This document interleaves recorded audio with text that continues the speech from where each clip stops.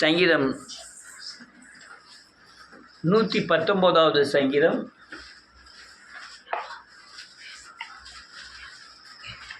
இயேசுவின் நாமத்தினாலே ஸ்தோத்திரம்.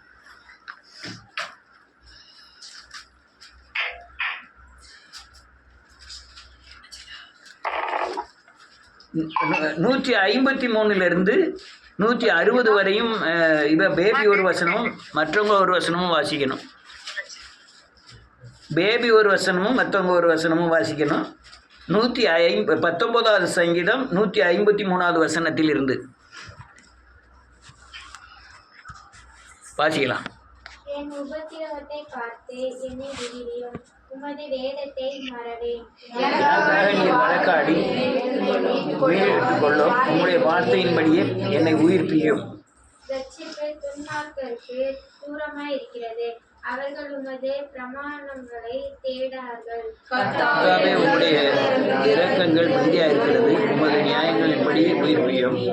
என்னை துன்பப்படுத்துகிறவர்களும் என்னை விரோதிக்கிறவர்களும் அநேகர், ஆனாலும் உம்முடைய சாட்சிகளை விட்டு விலகே. உமது வசனத்தை காத்துக் கொள்ளாத துரோகிகளை நான் கண்டபோது இதோ உம்முடைய கட்டளைகளை நேசிக்கிறேன். கர்த்தாவே, உமது கிருபையின்படி என்னை உயிர்ப்பியும். உம்முடைய வசனம் சத்தியம், உம்முடைய நீதி நியாயம் எல்லாம் நித்தியம். ரைட், எல்லாரும் உட்காரலாம். இயேசுவின் நாமத்தினாலே கர்த்தருடைய பரிசுத்த நாமத்துக்கு ஸ்தோத்திரம். அநேகர் இயேசுவுக்கு பயப்படுற அளவுக்கு வேத வசனத்துக்கு பயப்படுவதில்லை. வேத வசனத்தில் ஜீவன் இருக்குது, அதில் ஒரு பேலன்ஸ் செய்கிறது, அது கிரியை நடப்பிக்கிறது, அது பாதுகாக்கிறது, அறிக்கை செய்யும்போது நம்மை விடுதலை ஆக்குதுன்னு எல்லாத்துக்கும் தெரியும். வேத வசனத்தில் உயிர் இருக்குது. இன்னும் ஒரு படி மேலே சொல்ல போனால் வேத வசனம் ஆண்டவருடைய வாயிலிருந்து வந்த வார்த்தைகள். இன்னும் ஒரு படி மேலே சொன்னால் நீங்கள் இயேசுவை வேத வசனத்தை கைக்கொண்டால்தான் நீங்கள் இயேசுவை போலவே மாற முடியும். நீங்கள் வேதவசனத்தை வாசிக்கவும், வேதவசனத்தை அறிக்கை செய்யவும், வேதவசனத்தை பின்பற்றவும், இதெல்லாம் இருந்தால் தான் உங்களை பிசாசின் பிடியிலிருந்து, உலகத்தின் பிடிகளிலிருந்து ஆசீர்வாதமாய் பாதுகாப்பாய் வாழ முடியும். நான் அநேகருக்கு ஜெபம் பண்ணும்போது சிலர் இந்த வேத வசனத்தில் பிடிப்பு இல்லாமல் இருப்பார்கள். பிடிப்பு இல்லாதவர்களுக்கு தேவனுடைய கிரியைகளோ பாதுகாப்பு இல்லாததை உணர்ந்தேன். போன வாரம் கூட ஒரு பொம்பளையால் வந்து ஃபோன் பண்ணிச்சு, எங்கள் வீட்டில் இவ்வளோ பிரச்சனை இருக்குது அப்படின்னுது. நான் அவங்களுக்கு சொன்னது இந்த வேதவசனம் தான். அந்த மீகா 7:8 சத்துருவை நீ சந்தோஷப்படாதே. ஆனால் அதுக்கு அந்த வார்த்தைகள் வந்து புதுசாக தெரியுது. நம்ம வேதவசனத்தை வாசிக்க மட்டும்தான் செய்தேன், இவர் என்ன இப்படி அறிக்கைலாம் செய்ய சொல்கிறாரு, அதை 50 தடவை சொல்லு, 25 தடவை சொல்லு, அதில் ஜீவன் இருக்குது, அது உங்களுக்குள்ள ஒரு உயிர் ஊட்டும்ங்கிறதுலாம் சொல்கிறாரு அப்படின்னு அது நினைக்கி. அநேகர் இந்த வேத வசனத்தை பின்பற்றுவதும் இல்லை, வேத வசனத்தை சொல்லுவதை நம்புவதும் இல்லை, அது நம்ம வாழ்க்கையில் நிறைவேறும் என்பது நினைப்பதும் இல்லை. நீங்கள் இயேசுவுக்கு எவ்வளோ கனம் கொடுக்குறீங்களோ, எவ்வளோ பயப்படுறீங்களோ, பின்பற்ற விரும்புகிறீங்களோ, அதே போல் வேத வசனத்துக்கு நீங்கள் பயப்படணும். அதில் ஆவி இருக்கிறது, அது ஜீவன் இருக்கிறது, அது 7 தடவை புடமிடப்பட்டது. அந்த வேத வசனங்கள் வெறுமனே திரும்புவதில்லை, அதுதான் ஆத்மாவுக்கு ஆகாரமாக இருக்கிறது. அநேக ஏன் பிரசங்கம் பண்ணுறதில்ல, வேத வசனத்தை விலகி காமிக்கிறோம், அது அநேகரை உயிர்ப்பிக்கணும்னு தெரியும். ஆனால் அந்த வேத வசனத்துக்கு நம்ம பின்பற்றுவதோ, ஆனால் வேத வசனத்தை வாசிப்பதோ, அதுக்கு முதலிடம் கொடுப்பதோ இல்லை. அதுதான் நான் அந்த உலகத்தில் நிறைய பாதுகாப்பற்ற கிறிஸ்துவர்களுடைய நிலைமையை பூரா பார்க்கும்போது அவர்களுடைய நிலைமை தான். அதை வேத வசனத்தை கைகொள்கிறதும் இல்லை, பின்பற்றுறதும் இல்லை, அதை கனம் பண்ணுறதும் இல்லை. அதனால அவங்க பாதுகாப்பற்றவர்களாக இருக்கிறார்கள். நீ என்னைக்கு வேதவசனத்தை வாசி இயேசுவை பின்பற்ற ஆரம்பிக்கிறீங்களோ, நீங்கள் இயேசுவை தரித்து கொள்ளுகிறீர்கள். அச்சு அடையாளமாக இயேசுவை வேதவசனத்தின் படி அல்லையா ஒரு குறைவில்லாதபடி தேவ சாயலுக்கு ஒப்பாய் மாற்றப்படுகிறீர்கள். அப்போ தான் இந்த உலகத்தில் நீங்கள் பிசாசை ஜெயிக்க முடியும். இதெல்லாம் சபையில் போதிக்காங்களே நமக்கு தெரியல, ஆனால் உண்மையிலே தான் காரியம். நீ வேத வசனத்துக்கு கனம் பண்ணி வேத வசனத்தை வாசித்து அதுக்கு முதலிடம் கொடுத்து அதை பின்பற்றி வந்தீங்கன்னா இயேசுவை போல மாறி இயேசுவின் வல்லமையும் இயேசுவின் மகிமையும் உங்கள் மூலமாய் பிசாசின் மேலே உலகத்தின் மேலே கிரியை செய்ய ஆரம்பிக்கும். ஆனால் அநேகர் விரும்புதாங்க, அநேகர் விரும்பவில்லை. இதான் பெரிய சங்கடமே. அதான் இன்னொரு வசனம் உண்டு, வாசிக்கலாம். 136வது சங்கீதத்தில் 136வது சங்கீதம் 119. உம்முடைய வேதத்தை மனுஷர் காத்து நடவாதபடியா கண்களிலிருந்து நீர்த்தாரைகள் ஓடுகிறது. நீர்த்தாறு. ரொம்ப வீடுகள்ல ஒரு பிரச்சனை வந்துட்டா அந்த பிரச்சனைக்கு ஏற்ற வசனங்களை கொடுத்து இதை உங்க வீட்டில் எழுதி போடுங்க, போர்டு வச்சு தொங்க விடுங்க, சும்மா ஒரு தாள்லையாவது எழுதி தொங்க விடுங்கன்னு சொல்ல காரணம் என்னன்னா, அந்த வேத வசனத்தை இவங்க பார்க்க பார்க்க பார்க்க அல்லேலூயா ஒரு விசுவாசம் அதில் உண்டாகி அந்த வசனத்தின் மேல் வைக்கிற விசுவாசம் தேவன் மேல் வைக்கிற விசுவாசம், அந்த விசுவாசமானது அவங்க பிரச்சனையிலிருந்து விடுதலை ஆக்கிவிடும்.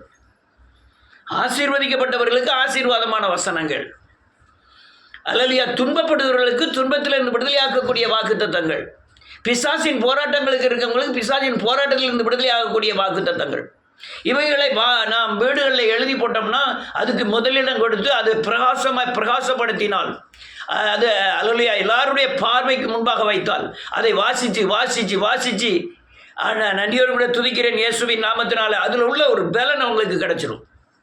இந்த பேபி வீட்டில் கூட ஏதோ ஒரு வசனம் வாக்குத்தத்தத்தை ஏமா சொல்லிட்டு போயிருப்பாங்க. இவனை விட்டு அவளை விட்டு என்ன வாக்குத்தத்தம்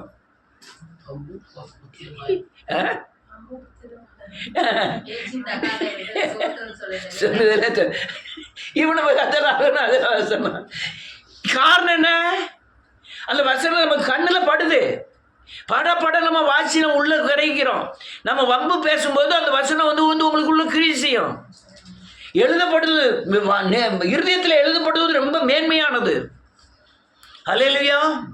அநேகர் கைக்கொள்ளுவதில்லை, அநேகர் கைக்கொள்ளுகிறார்கள்.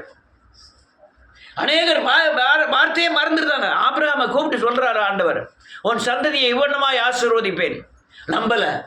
ஏங்க வா, அங்க பாரு, வானத்து நட்சத்திரங்களை என்ன கொடுமானால் என்ன, அதே மாதிரி உன்னை ஆசீர்வேன். நம்பல. கடற்கரை மணலை பாரு, பூமியின் தூளை பாரு, இதை மாதிரி உன்னை ஆசீர்வதிப்பேன். நம்பவே இல்லை. நம்பாம தான் இவன் போய் ஆகாரம் போய் கட்டுறான். சாராலே சொல்லட்டுமே, இவன் சொல்லியிருக்கணும், ஏம்மா நீ கொஞ்சம் போலரி ஆண்டவர் பேசியிருக்கிறாரு, வானத்தின் நட்சத்திரங்களுக்கு எனக்கு அல்லேலூயா நட்சத்திரத்தை அடையாளம் காட்டி அது மூலமாக உன் சந்ததி ஆசீர்வதிப்பேன்னு சொல்லியிருக்கிறாரு, உன் சந்ததியில் ராஜாக்கள் தோன்றுவார்னு சொல்லியிருக்கிறாரு, எனக்கு இரத்தத்தினால் உடன்படிக்கை பண்ணியிருக்கிறாரு, நீ சும்மா எரிமா ஆண்டவர் தருவார்னு சொல்லியிருக்கணும். ஆனால் ஆகாரம் கெட்டு சொன்னா கேட்டிட்டான். அல்லேலூயா. வார்த்தையை நம்பலை. பெரிய பிரச்சனை இன்னைக்கு வரையும் இஸ்ரேலுக்கும் ஈராக் முஸ்லீம் நாடுகளுக்கும் கிறிஸ்துவ நாடுகளுக்கும் சண்டை நடக்குது. அந்த ஆகார் பண்ண தப்பு. என்னைக்கு ஆகாருடைய வார்த்தையை ஆபிரகாம் கேட்டானோ அதுல இருந்து ஆரம்பிச்ச பிரச்சனை இதுவரை தீரலை. அல்லேலூயா. இன்னும் தீராது. இன்னும் எப்போ தீரும்? இந்த இஸ்லாமியர்கள் இயேசுவை எப்போ கண்டுகொண்டு ரட்சிக்கப்படுதாங்களோ அப்போதான் இந்த இஸ்லாமிய அந்த இஸ்ரேல் வளைகுடா நாடுகளுக்கு உண்டான சண்டைகள் நிற்கும். ஏன் இஸ்ரேலரே இயேசுவை ஏற்றுக்கொள்ளவில்லை, அவன் நியாயப்பிரமாணத்துக்காரங்க. அதனால் இந்த இயேசுவை என்னைக்கு ஏற்றுக்கொள்ளுகிறாங்களோ அப்போதான் பூமியில சமாதானம் உண்டாகும். பூமியில சமாதானம் உண்டாக முடியாதான் தேவன் பலியானார். அதை அநேகர் நம்புவதும் இல்லை, விரும்புவதும் இல்லை. அதனால நன்றி கண்ணுக்குட்டி செய்வான். எல்லாம் கண்ணுக்குட்டியெல்லாம் பயங்கரமான காரியங்கள். எகிப்தில் எல்லா தேவனையும் எல்லா தெய்வத்தையும் தேவன் சங்காரம் பண்ணினார். கண்ணுக்குட்டியை மாத்திரம் விட்டுட்டாரு. கண்ணுக்குட்டி அவங்க இருதயத்தில் இருந்தது. அதனால தான் ஆரோன் என்பவன் அந்த கண்ணுக்குட்டியை கருமுடித்து அதை வணங்க வைத்தான். ஆனால் இந்த கரு எங்க இருந்து வந்தது? அந்த புறஜாதிகள் வரும்பொழுது அந்த கருன்னு என்னது, எல்லாரும் மூப்பல் கழுவிட்டு கருன்னு என்னது, அச்சு பிடிப்போம்லாம், அச்சு வைப்போம்ல, அது எங்க இருந்து கொண்டு வந்துட்டான் தெரியுமா? அவங்க வரும்போதே அந்த புறஜாதிகளும் கொண்டு வந்துட்டான். கொண்டு வந்து இவன் மோசே 40 நாள் உபாசம் இருக்க போகும்போது 39 நாள் வரையும் ஆகிட்டு ஒரு நாள் தான் இருக்கு, ஒரு நாளில் வந்துடுவான். ஆனால் அவன் என்னாச்சோ, அவன் சோறு கூட கொண்டு போகல, அவன் செத்துருப்பான். அதனால நமக்கு முன்னெடுக்கிற ஒரு தெய்வத்தை ஏற்படுத்துவோம்னு சொல்லி ஆரோன் தான் கண்ணுட்டி செய்கிறான்.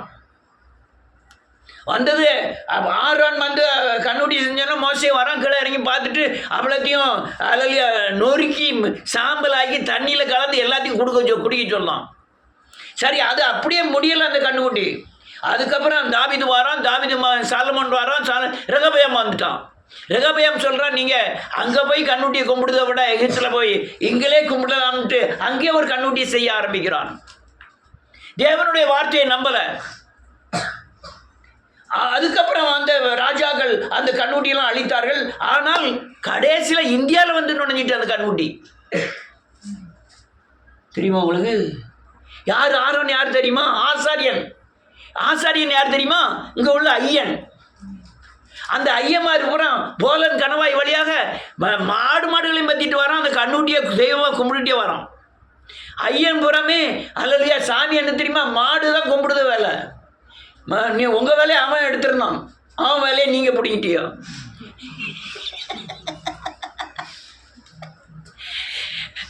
ஐயனுக்குள்ள மாடுகடெல்லாம் பிடிங்கி நீங்கள் மேய்க்க ஆரம்பிச்சிட்டியா? ஆமாம், மாட்டை அதில்லையா இந்த மேய்க்கிறது மட்டும் இல்லை, அதை போஷிக்கிறது, அதை கும்பிட்டான். எதை? மாட்டையே கும்பிட்டான். இங்கே வந்த உடனே பார்த்த உடனே தமிழ் பண்பாடு இந்தியா பூரா பரவி இருந்தது. தமிழர் மேல இருந்து அல்லையா, தமிழர் தான் தமிழ் மொழி தான் தாய்மொழி. அதுலேருந்து தான் பிரிஞ்சது ஆந்திரா, அதுலேருந்து தான் பிரிஞ்சது கன்னடா, கேரளா, அப்படியே தான் வடநாடு எல்லாமே தமிழ் மொழியிலிருந்து பிறந்த தாய்மொழி தமிழ். இங்கே வந்து பார்த்தா எல்லாமே அல்லையா கும்பிடுறதுக்கே தெய்வம் இல்லாமல் இருந்தாங்க. வடநாட்டில் ராமரை கும்பிட்டான், தென்னாட்டில் ராவணனை கும்பிட்டான். இவன் சொன்னான் ராமரை கும்பிட்டேன்னா அவன் தீயில இறங்க சொல்லுவான், நீ அவன்கிட்ட கருப்பு இருக்கா இல்லைன்னு சொல்லி தீயில இறங்க சொல்லுவான். நீ ராவணனை கும்பிட்டா அவன் அனுமதி இல்லாமல் உன்னை தொடமாட்டான்னு சொல்லி தான் இவன் ராவணனை கும்பிட்டான். அப்போ தான் அவன் கைவர் போனார் இல்லையா? அப்போ வந்தவங்க படிப்பறிவு இல்லாத மாதிரி இருந்ததுனால அவன் கும்பிட்டு அவன் மேய்ச்சிட்டு வந்த மாடெல்லாம் நீங்கள் கும்பிடுங்கட்டான். மாடு இந்தியாவில் இந்த கடந்த வருடங்களில் எத்தனை பேரை கொண்டுட்டு தெரியுமா? எந்த மாடு? இவன் இந்த மாடு கும்பிட்ட மாடை அடித்து சாப்பிட்டவன பூரா கொண்டுட்டான். பலாயிரம் பேர் செத்துட்டாங்க இந்தியாவில். மாடு இல்லை, மாட்டுக்குள்ள இருந்த விக்கிரகம் இங்க இந்தியா வரை வந்து பாதிச்சுட்டு. ஏன்? அன்னைக்கு ஆரோன் தேவனுடைய சத்தத்தை கீழ்ப்படியாதனால, ஆபிரகாம் கீழ்ப்படியாதனால இஸ்மாவேலுடைய பிரச்சனை, ஆரோன் கீழ்ப்படியாதனால இது நாள் வரை மாட்டில் பிரச்சனை.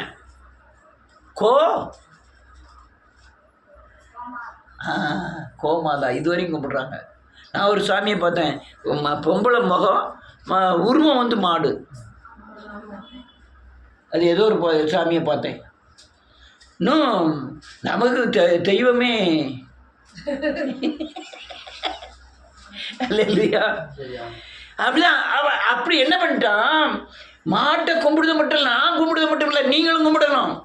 மாட்டை கும்பிட்டா மாத்திரம் போறாது, மாட்டு கோமத்திரத்தையும் நீங்கள் குடிக்கணும்.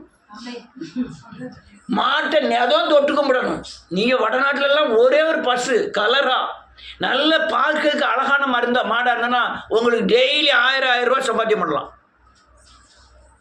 விடியகாலம் குளிப்பாட்டணும், மாட்டை டெய்லி குளிப்பாட்டணும். அது மேலே சும்மா அந்த வாசனை திரவியங்களை தடவணும், நல்ல திருநார் பூசணும், பொட்டு வைக்கணும். பொட்டு வச்சு மணி கட்டி தெருக்குள்ளே கொண்டு போயிட்டேன்னா அதுக்கு அகத்திக்கிற புண்ணாக்கு சாப்பாடு எல்லாம் கூப்பிட்டு தொட்டு கும்பிட்டு அது எப்போ ஒன்றுக்கு இருக்குன்னு செம்பை வச்சுக்கிட்டு வரிசையில் நிற்பாங்க. ஒரு செட்டு கீழே விழுந்துட விட மாட்டாங்க. 200 மாட்டை லைனில் கட்டி அலலியா மந்திரத்தை ஓதனது தான் இந்த இந்தியா நாடு. இப்போ மந்திரத்தை அது கேட்க மாடு எங்கேருந்து வந்தது? அது ஆரோன் செய்த தவறு. ஆரோன் சத்தத்துக்கு கீழ்ப்படியாததுனால தான். சுத்தமாக அழிச்சா மோசே மாட்டை மட்டும்தான், அவன் ஆவி அழிக்கல. அல்லேலூயா. சத்தம் கேட்க கீழ்ப்படியதுக்கு மனசு இல்லை. யோசேப்பு யாரு? இவன்கிட்ட போய் சொல்லுதான் யாக்கோப்பிட்ட, யாக்கோப்பே நான் ஒரு சொப்பனம் கண்டேன், 11 கதிர்கட்டுகள் என்னை விழுத மாதிரி கண்டேன். உடனே அது மட்டும் இல்லை, சூரியனும் சந்திரனும் என்னை வணங்குவதை கண்டேன். உடனே அவன், நான் சூரியன், உங்கள் அம்மா சந்திரன், நாங்கள் 2 பேரும் உங்களை வந்து வணங்குவோமா அப்படின்னு சொன்னவன், இவன் சொன்னதை அவன் மனதில் வைத்தானோ. அதே அதே தரிசனத்தை நம்பின யாக்கோப்பு,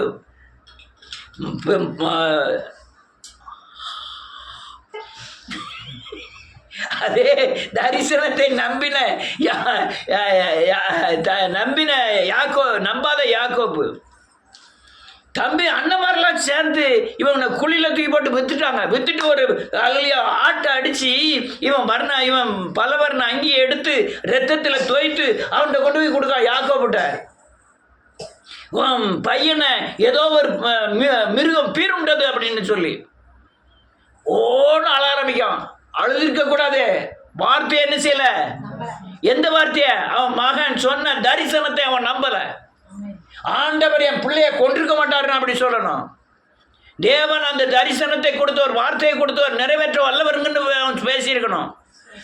நான் நரைமயிரோடு என்ன பாதாளத்தில் இறங்க பண்ணிட்டேன், அல்லையா என் மகன் செத்து போயிட்டானே, நான் எப்போது காண்பேன் அப்படின்னு அழ ஆரம்பிக்கிறோம்.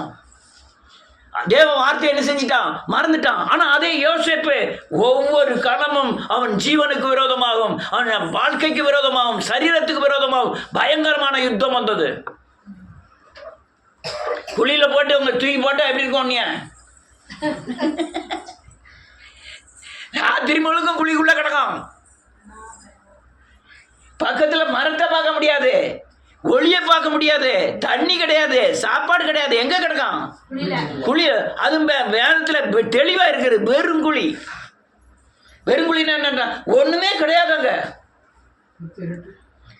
ஆனால் அவன் தரிசனத்தை என்ன செய்யல? விடலை. என் தேவன் என்னை காப்பாற்றுவார்னு உள்ளே இருந்து ஜெபம் பண்ணனால தான் அலலியா பயங்கர துன்மார்க்கன் இஸ்மவேல். யாரையும் என்ன செய்யக்கூடிய இஸ்மவேல் அவன் கையில் தேவன் வித்து போடுறாரு. யோசேப்பு வாங்கினது யார் தெரியுமா? எவ்வளோ பைசாக்கு? 20 வெள்ளிக்காசுக்கு. உடனே அங்கே அனுப்புனது துரோகி. அவன் கையில் போகும்போதுன்னு நினைக்கிறான். இவன் இஸ்மவேலாக இருந்தாலும் கர்த்தர் என்னை பாதுகாப்பார். போத்திபார் வீட்டில் வித்தாச்சு. அவன் மனைவி பண்ண வேலையினால ஜெயிலுக்குள்ளே போயிட்டான். ஜெயிலில் என்னை காப்பாற்றுவார்னு இருக்கான். கர்த்தர் அவனோடு இருந்தாராம். வார்த்தையை யார் நம்புதா? அந்த உலகத்தில் யார் நம்புதான்? கேட்குறோம். ஆசீர்வதிக்கிறார், உன்னை சுகமாக்குவார், வாழாக்காமல் தலையாக்குவார், கீழாக்காமல் மேலாக்குவார். யார் அந்த வார்த்தையை நம்புதான்? நீ எப்படி நினைச்சாலும் சரி, 20 வருஷம் காத்திருக்கேன். இப்பவும் சொல்ல, யார் வந்தாலும் சரி, யார் போனாலும் சரி, 2 பேர்னாலும் சரி, கர்த்தருக்காய் நிற்க தயார். இனி பைத்தியக்காரன்னு சொல்லுவாங்க.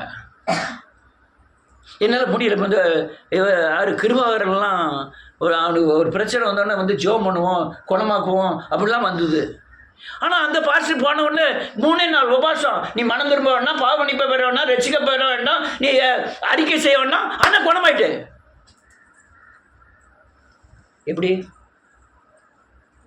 நான் முயற்சி பண்ணேன், ஜெபம் பண்ணேன், வீட்டில் போய் ஜெபம் பண்ணேன், அவனுக்காக தனியாக உபாசம் இருக்கேன். என்னால் ஒன்றுமே செய்ய முடியல. அவர் ஒன்றுமே நீ ஒன்றும் செய்ய வேண்டாம், வா உபாசங்கிற பேரில் 3 நாள் இருப்போம், ஒன்று அழகாக குணமாயிட்டாரு. அப்போ என்கிட்ட பவர் இல்லை.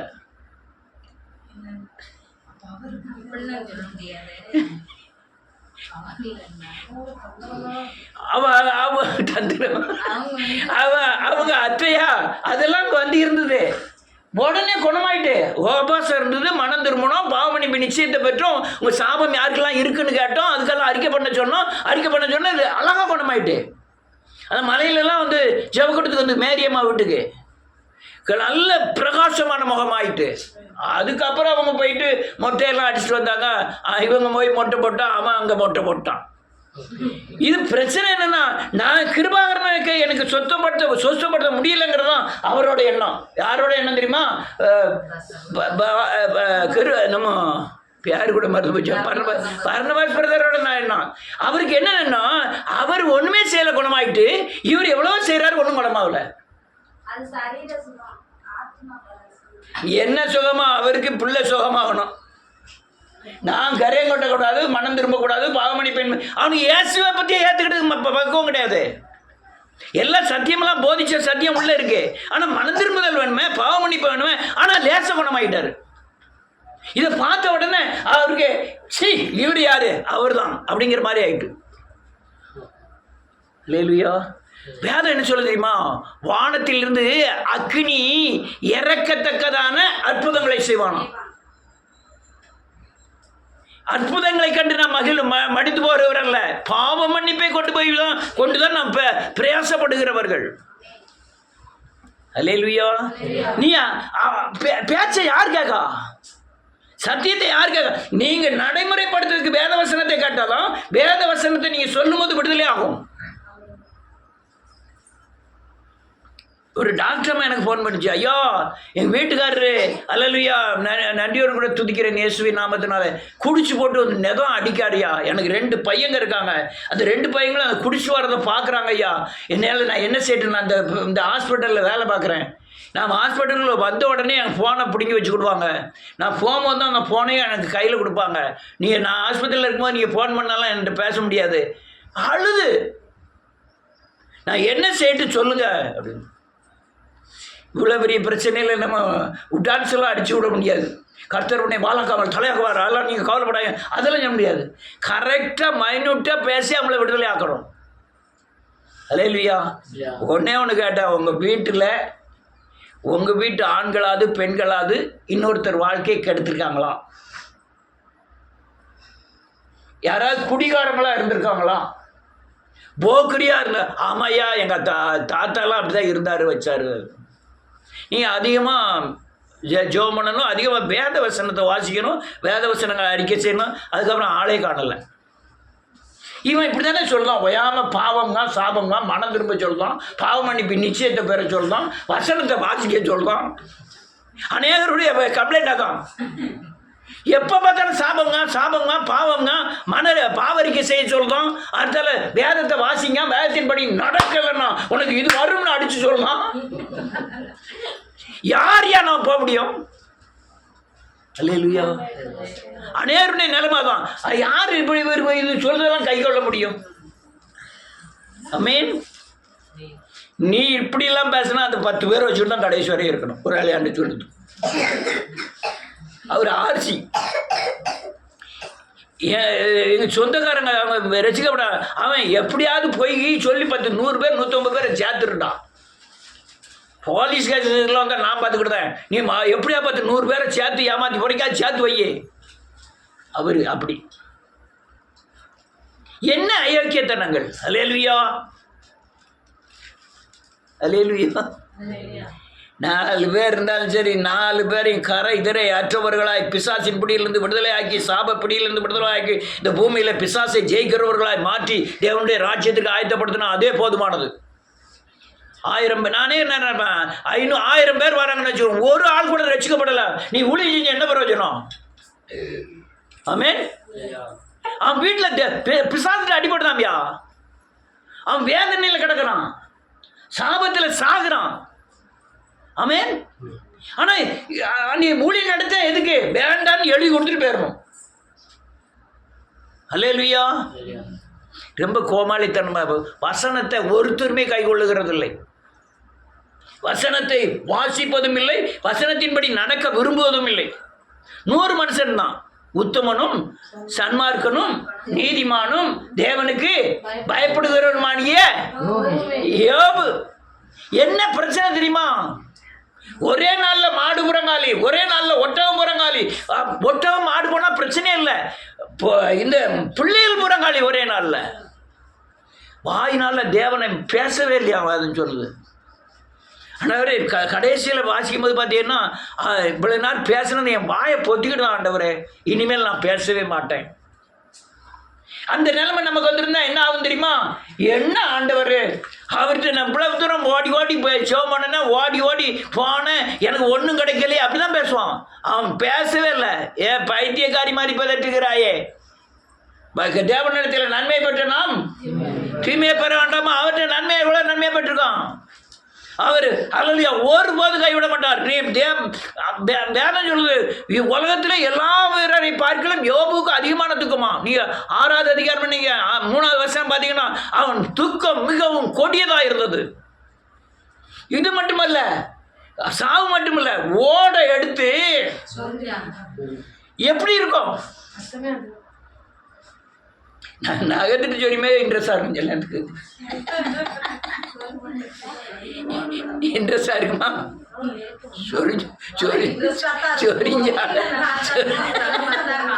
சொரிஞ்சாலதான் கேட்க, சொரிஞ்சாலதான் கேட்க.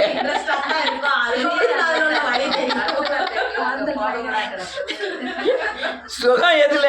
சொரியிற இடத்துல. சொரிய சொரிய இன்ட்ரெஸ்டா இருக்கும், நல்ல சந்தோஷமா இருக்கும். சொரிஞ்ச பிறகு ஒரு காந்துமே.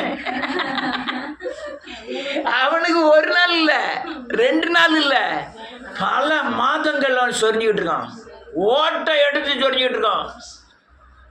அது மட்டுமல்ல, அவங்க சேர்ந்த 4 பேர் வரோம் வந்து தேற்றவாது செய்யணும். நீ சரியில்லை, நீ பக்தி இல்லை, நீ தேவனுக்கு விரோதமாக நடந்துட்டு யாருக்கு மாதிரி பேசிக்கிட்டு இருக்காங்க. பேசி அவன் உறங்காம சாப்பிடாம அவன் பக்கத்தில் உட்காந்து ராத்திரியும் பகலும் பேசணும். அதில் எழுதியிருக்கு வேதத்தில். சாப்பிடவும் இல்லையா, உறங்கவும் இல்லையா, அவன் பக்கத்திலே வந்து உட்காந்து இவ்வளவுக்கு நீ தான் காரணம், நீ இந்த ஊழியம் செய்து ஆள் வராத காரணம் நீ தான், நீ சரியா போதிக்க மாட்டேங்க, உன்கிட்ட பரிசுத்தம் இல்லை, நீ தாவிதிட்டெல்லாம் ரூபாயை பிடிக்கிட்ட, காலையை விட்ட ரூபாயை பிடிக்கிட்ட, அதனாலதான் உனக்கு ஆள் வரல. இப்படி பேச ஆரம்பிக்காங்க பக்கத்தில் உட்காந்து. அவளையும் காட்டும் அவன் பாட்டில் இருக்கான். அவன் கடைசியில் ஆண்டவர் ஒரு சர்டிஃபிகேட் இருக்காரு. என்ன தெரியுமா? யோபுவின் புத்தகம் 42வது அதிகாரம். இயேசுவே சோதரம், இயேசுவே சோதரம், இயேசுவே சோதரம்.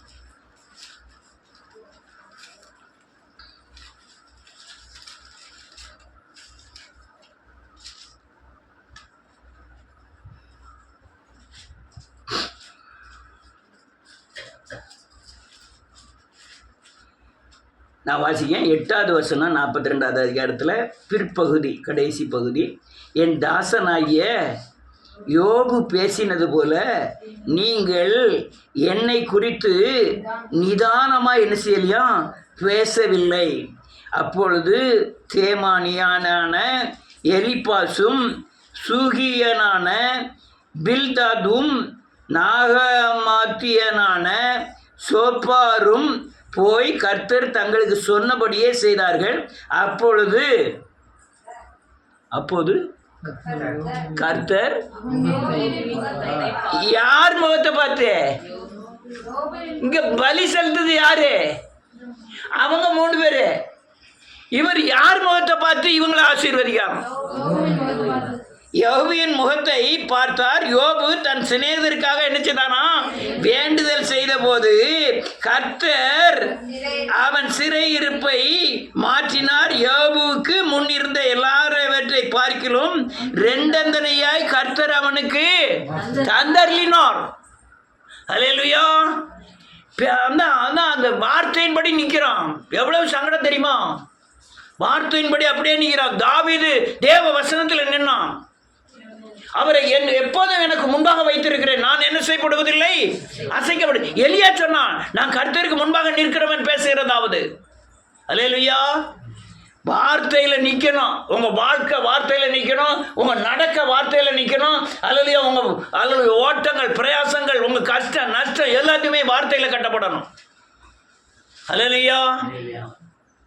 அநேகர் இந்த வார்த்தையில் நிற்கலை. யாரோ ஒரு ஆள் எழுதியிருந்தான் போன செய்தி நல்லா இருக்கு, ஆனால் ஓயாமல் அல்லேலூயா போடுறீங்க அப்படின்னு போட்டுருந்தான். யாரெல்லாம் வாசிச்சேன்னு அது அவங்க உபதேசம் அப்படின்னு. நீங்கள் இதை விட போனீங்கன்னா பெந்தேகோஸ்தில் போன அலோலியோ ஏன் அப்படி போட்டுதாங்கன்னா அவரு புள்ள தண்டிப்பார், சிப்பா வேற போட்டுப்பார், 2 கையும் தூக்கிட்டு அலோலியோ சொல்லுங்க அலோலியோ. அப்படி யாரோ அவர் சர்ச்சில் அப்படி இருக்கு போட்டிருக்கு. அல்லேலூயா. அவர் எழுதியிருக்காரு. எவ்வளோ அல்லேலூயா தேவையில்லைன்னு மாதிரி இருந்தார். அல்லேலூயா. நன்றியோடு கூட துதிக்கிறேன். சொல்றதுக்கு ஒரு அல்லேலூயான்னு அடுத்தால வரதான் செய்யுது. என்ன செய்ய?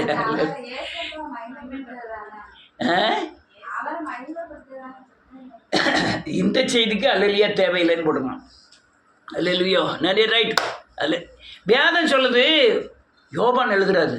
நான் கண்டதும் நான் கேட்டதும் தொட்டதுமாகிய தேவ வார்த்தை. தேவ வார்த்தை கண்டது தொட்டதுன்னு எந்த வார்த்தை? இயேசு தான் வார்த்தை.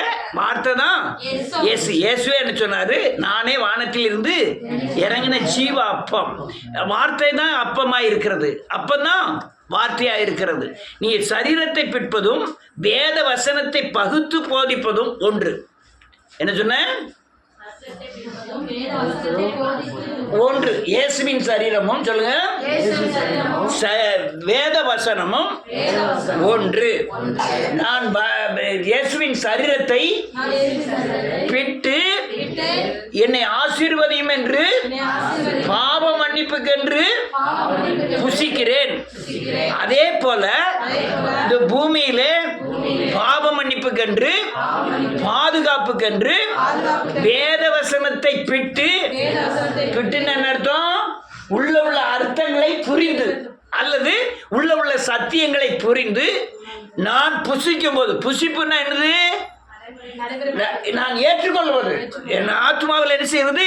ஏற்றுக்கொள்ளும் போது இந்த பாவ மன்னிப்பிலும் பாவ மன்னிப்பிலும் விடுதலை, இந்த உலகத்தில் இருந்தும் நமக்கு என்னது? விடுதலை. அப்பமும் சொல்லுங்க,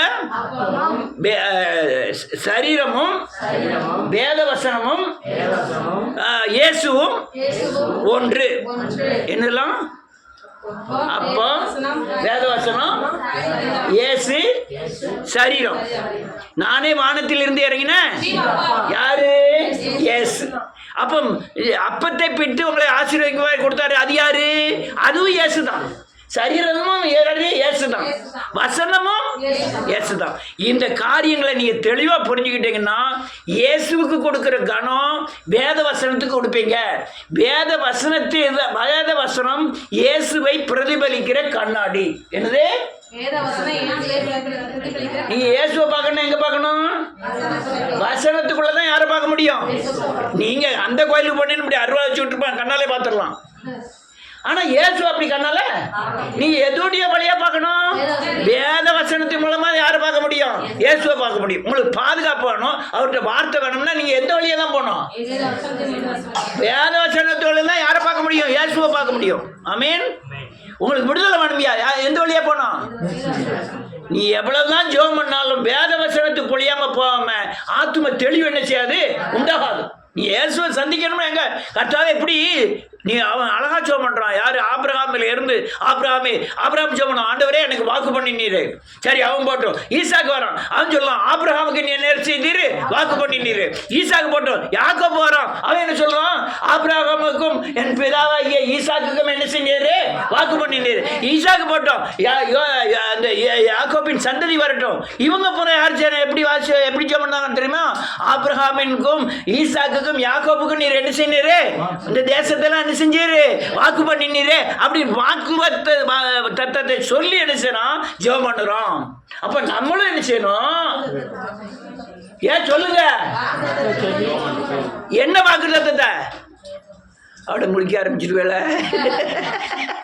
எனக்கு என்ன தேவையோ சொல்லுங்க, என் சூழ்நிலை எப்படியோ, காலங்கள்ல நான் எப்படியெல்லாம் நடக்கணுமோ, காலங்களுக்கு ஏற்றாறு போல எப்படி நடக்கணுமோ அதுக்கு தகுந்தாற் போல தேவன் வாக்கு பண்ணின வாக்கு தத்தத்தை எடுத்து நமக்கு சொந்தமாய் வைத்துக் கொண்டு அறிக்கை செய்ய வேணும்.